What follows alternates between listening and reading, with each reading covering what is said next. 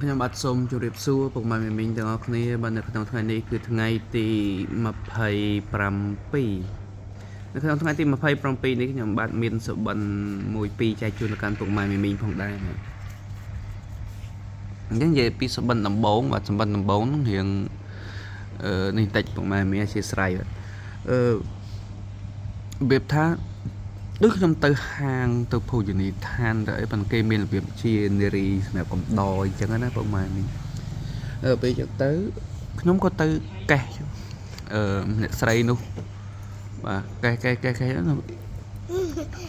ក៏មានរបៀបថាអ្នកដែលអង្គុយក្បែរគេគ្នាគេនោះគេប្រាប់ថាគាត់ប្រមូលចេញក្រៅគឺថាអញ្ចឹងណាពុកម៉ែមីង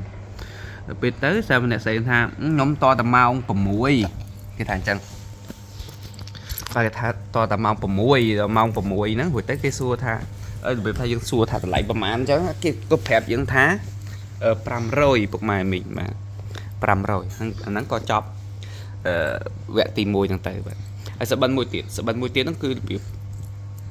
យើងមានដាក់ម៉ោងពុកម៉ែមីងយើងដាក់ម៉ោងអញ្ចឹងទៅក៏ជាប់ពោះយើងដាក់ម៉ោងសម្រាប់ដាក់ពោះហ្មងណាពុកម៉ែមីងក៏ជាប់ពោះដល់ពេលជាប់ពោះនោះពោះវែកពុកម៉ែមីងពណ៌វាពណ៌ដូចរៀងចង់ហ្នឹងដូចពណ៌អាសឹកជែកក្រៀមណាពុកម៉ែមីងធំប្រហែលប៉ុនកភួនដៃរបស់ខ្ញុំហ្នឹងវាជាប់ដបងជាប់ពាក់កណ្ដាលខ្លួនដល់ក្រោយមកអើតបើផ្សារទៀតជាប់ចិត្តដល់កតុយដល់ក្រោយមកទៀតសាប់វារួចពុកម៉ែមីងហើយមុនវារួចនោះគឺយើងបាញ់ពេលរួចវាឡើងលើដើមល្មុតពេលឡើងលើដើមល្មុតទៅខ្ញុំក៏ឲ្យប្អូនខ្ញុំបាញ់មកគ្រាប់ណាបាញ់ប្រើចពីមទេពុកម៉ែមីងប្រើចពីមបាញ់មកគ្រាប់ទៅអត់ត្រូវទេបាញ់ត្រូវតែដើមឈើបាទចូលទៅវាគប់ទៅផុត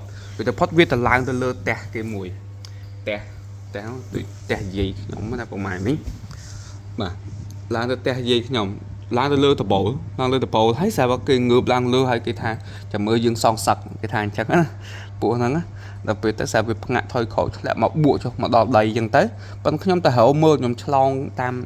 វាថាដូចផ្ទះយើងមានស្ពានឆ្លងចូលគ្នាអញ្ចឹងខ្ញុំរត់ទៅមើលអត់មានឃើញទេពុកម៉ែមីងបាទសួរគេសួរឯងក៏អត់មានពីណារកឃើញដែរបាទអញ្ចឹងពួកហ្នឹងក៏ទៅបាត់ទៅបាទ